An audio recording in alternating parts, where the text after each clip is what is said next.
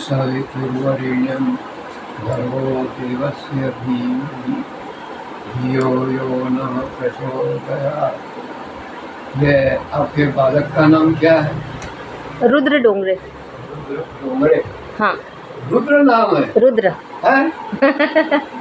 अभी मैंने परसों क्लास डाली है। हाँ, गायत्री प्राण विद्या, इसका नाम रुद्र है ना। तो रुद्र क्या है, पहले इसके बारे में बताऊं। जी, इसकी जनेऊ हो गई क्या? अभी नहीं हुई है। मैं इसके बाद हाँ, पहले तो मैं ये बताऊं, इसका नाम रुद्र है। हाँ, तो रुद्र है क्या? ये रुद्र किसका नाम है बेटा? शिव जी। है? शिव जी। शिव जी का नाम है ना। एक दूसरा नाम और आ गया, एक शिव जी आ गया, एक शंकर आ गया और एक रुद्र आ गया। हाँ, वैसे रुद्र के बारे में कल परसों में जो प्राण विद्या की जो क्लास दी है उसने मुझे बताया। अच्छा, तो ये नाम अलग अलग क्यों? एक ही का नाम ईश्वर ब्रह्म और दूसरा नाम शिव आ गया, तीसरा रुद्र आ गया, फिर और शंकर अलग आ गया, हाँ। महादेव अलग आ गया। हाँ, तो ये एक है कि अलग अलग? बताओ, एक है कि अलग अलग है ये सब? एक अलग अलग। भाई ये कौन है? माता है। इसको माता क्यों कहा? इन्होंने हमको जन्म दिया। और पिता को पिता क्यों कहा? कि पिता पालन करता है। इस गुण के नाम उनको क्या कहते हैं हम? पिता। पापा मत कहना, क्या कहते हैं?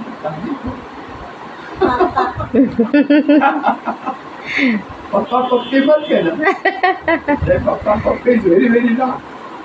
तो ऐसे नाम रखते हैं ना, तो कोई गुण होगा। हाँ, और गुण के अनुसार नाम रखते हैं। हाँ, अब एक लड़के का नाम अथर्व। हाँ, तो अथर्व क्या है? नाम तो अथर्व विद्या, लेकिन अथर्व क्या है? 4 वेद, वेद, ऋग्वेद, यजुर्वेद, सामवेद और अथर्ववेद। और अथर्ववेद का नाम अथर्व क्यों रखा? कि अथर्व अंगिरस थे। अंगिरस उन्होंने अथर्ववेद लिखा, तो उसका नाम अथर्ववेद पड़ गया। तो भाई इसका नाम रुद्र क्यों है और शंकर क्यों? दोनों में भेद है क्या? वेदों में परमेश्वर का नाम है ब्रह्म या फिर परब्रह्म को। हाँ, इसके 2 रूप हो जाते हैं। हाँ, अगर वह ब्रह्म कल्याण करता है हाँ, तो उसको शिव कहेंगे।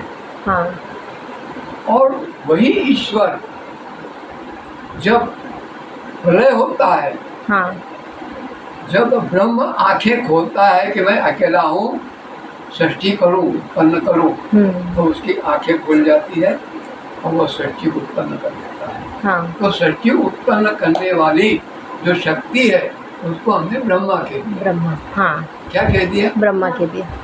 ब्रह्मा।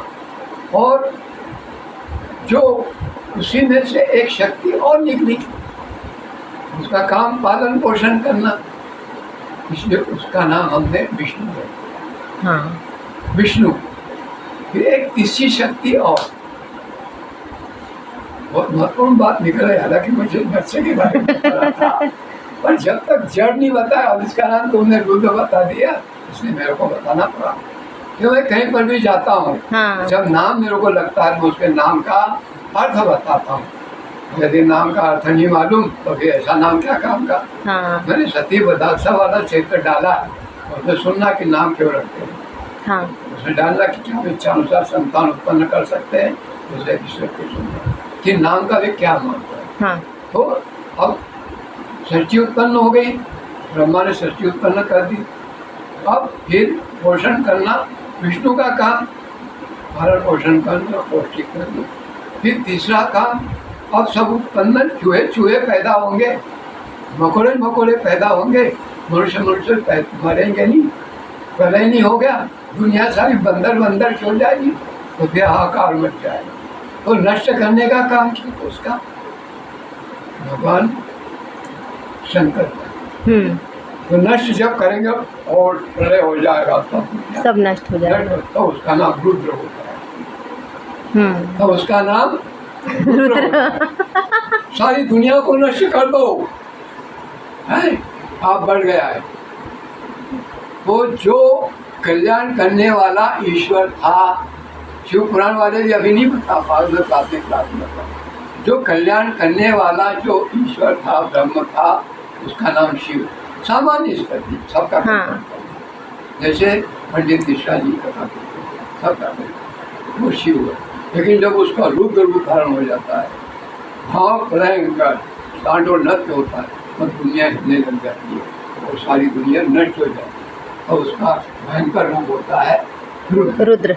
है एक ही, हाँ, पर गुणों के कारण नाम अलग अलग हो गए। अलग अलग। वास्तव में सृष्टि जब उत्पन्न हुई तब मूल प्रकृति थी, उसका कोई नाम नहीं। हाँ। कोई नाम नहीं, न ब्रह्मा, न विष्णु, न शंकर। हाँ। कोई नाम नहीं, केवल प्रकृति। उस प्रकृति के मैं आज आपको बहुत महत्वपूर्ण बात बता रहा हूँ। हाँ हाँ, सच में। सृष्टि उत्पत्ति जो होती है और जो सारी दुनिया जो चल रही है, उसमें तीन चीज मुख्य है। तीन गुण, क्या कहेंगे उसको? गुण। तीन गुण, एक सत्वगुण, दो रजोगुण और तीन तमोगुण। जब सृष्टि उत्पन्न होने की इच्छा हुई, मैं सृष्टि उत्पन्न करूं, तो क्या गए कल्पना आ गई, उसके भीतर एक इच्छा पैदा होगी और उसको कहेंगे प्रजापति।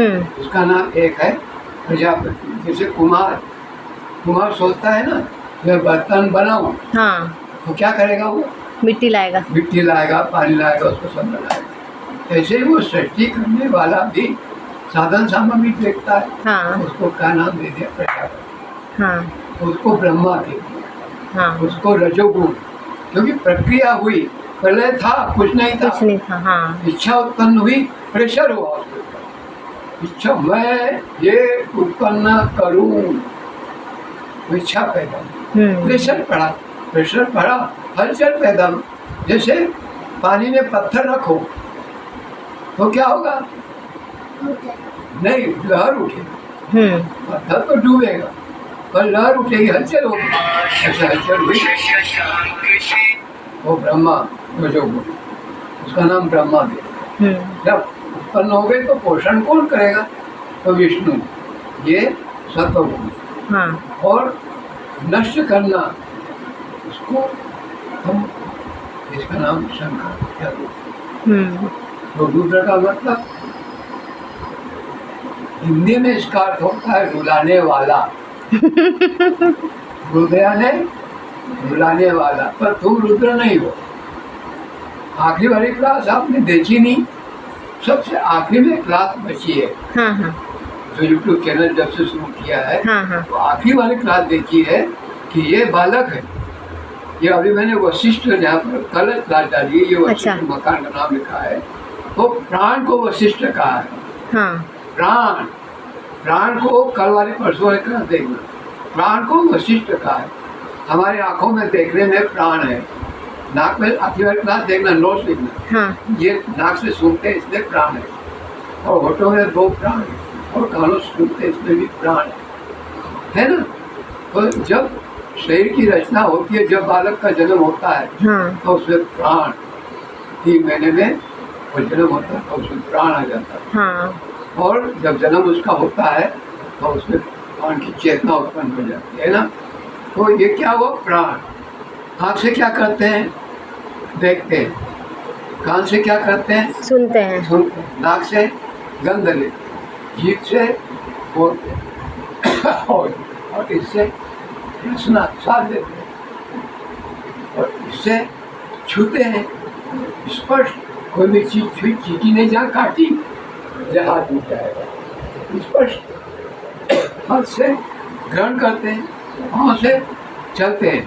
तो कितनी इंद्रियाँ हो गई? और मलमूत्र, पेशाब छोड़ना, मलमूत्र, मल त्यागना और मूत्र त्यागना। वो 5 ज्ञानेंद्रिया और 5 कर्मेंद्रिया। कल मैंने देखा, जिनमें आपस में झगड़े होते हैं।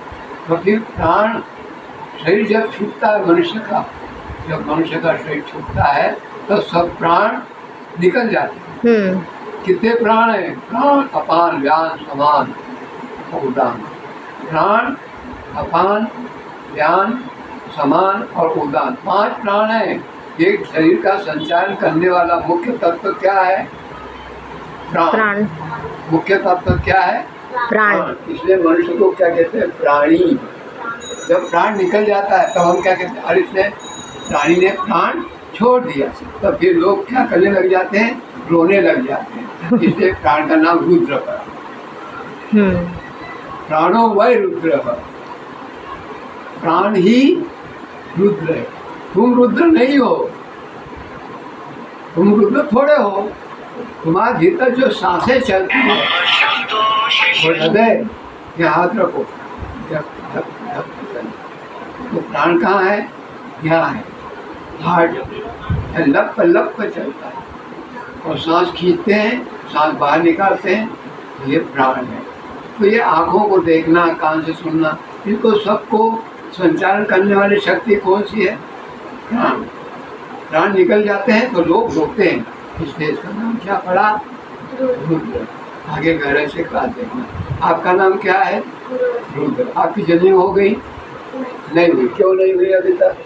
मैं आप लोगों को बताता हूँ, सारे ब्राह्मण समाज को भी बताना चाहता हूँ कि बड़े मनुस्मृति में भी आया है और पुराणों में भी आया है, और मनुस्मृति में विशेषकर पुराणों में भी आया है। 8 वर्ष के बालक का, ब्राह्मण के बालक का 8 वर्ष में यज्ञोपवीत का हो जाना चाहिए। 8 वर्ष में। अब चलो 8 वर्ष में नहीं हुआ, उसके बाद में 11 हो, 9 वर्ष में। 9 वर्ष में नहीं हुआ, 11 हो, 11 वर्ष में नहीं हुआ, 13 वर्ष। कितने हो गए? 4 खंड हो गए। 13 वर्ष। इन उम्रों में बालक का यज्ञोपवीत संस्कार हो जाना चाहिए। 13 वर्ष के बाद आगे बढ़ते गए नहीं कि कुछ लोग सोचते हैं कि जब ब्याह शादी होगी तब हम जन्म देंगे। वो 24 वर्ष से पार हो जाता है, वो वृषल कहलाता है। अच्छा। वृषल, उसको वृषल कहते हैं। मनुस्मृति। वृषल का मतलब होता है धर्म विरोधी। ये केवल ब्राह्मण की बात नहीं है, ये सबके। अगर बालक को हम ब्राह्मण बनाना चाहते हैं तो 8 वर्ष की उम्र में यज्ञोपवीत संस्कार हो जाना चाहिए, गायत्री मंत्र की शिक्षा। और अगर बालक को क्षत्रिय बनाना चाहते हैं उसके 9 वर्ष, 11 वर्ष, 9 वर्ष या 11 वर्ष। हाँ। और यदि बालक को हम वैश्य बनाना चाहते हैं तो 13 वर्ष लास्ट सीमा। इससे उसको दर्शन करें। 24 वर्ष तक इसकी सीमा है। 24 वर्ष तक अगर ऊपर हो तो फिर धर्म विरोधी होता है और उसके लिए प्रायश्चित कर्म करना पड़ते हैं। इसलिए पंडितों, पुरोहितों, ज्ञानियों, मैं सबसे निवेदन करूँगा कि आप अपने बच्चों को समय सीमा के अंतर्गत यज्ञोपवीत संस्कार कराएं। ब्राह्मण, क्षत्रिय, वैश्य, तीनों वर्णों का यज्ञोपवीत संस्कार होना चाहिए। और जन्म से मनुष्य ब्राह्मण भले ही हो, लेकिन जन्म जायते शुद्ध, जन्म से मनुष्य शुद्ध होता है। माता पिता के रजबीर से जन्म होता है, किंतु जब उसका यज्ञोपवीत संस्कार होता है, गुरु उसको गायत्री मंत्र की दीक्षा देता है, तो वो क्या बनता है? बीज बनता है। यहाँ ब्राह्मण शब्द नहीं आया। जन्म जायते शुद्ध संस्कारा बीज मुच्यते, संस्कारों से बीज बनता है, जिसका 2 बार जन्म। ब्राह्मण नहीं। ब्राह्मण कब बनेगा? वेद पढ़ेगा तो विप्र बनेगा, फिर ब्रह्म के बारे में वेदों को पढ़ेगा, जानकारी करेगा, तो वो ब्राह्मण बनेगा। तो 4 वर्णों के यज्ञोपवीत संस्कार होना चाहिए। इसलिए मैं आपसे निवेदन करूँगा और आप सत्ताने से पहुँचाओ कि ब्राह्मण के लड़कों का समय सीमा के अंतर्गत ये एक संस्कार है। हम क्या सोचते हैं? बड़े बड़े रिश्तेदारों को इकट्ठा करेंगे, सब करेंगे, ओम शांति शांति शांति, नहीं, हम बिल्कुल इसका जल्दी से यज्ञोपवीत संस्कार करेंगे और इसको धर्म सिखाएंगे, संस्कार सिखाएंगे, पढ़ाएंगे।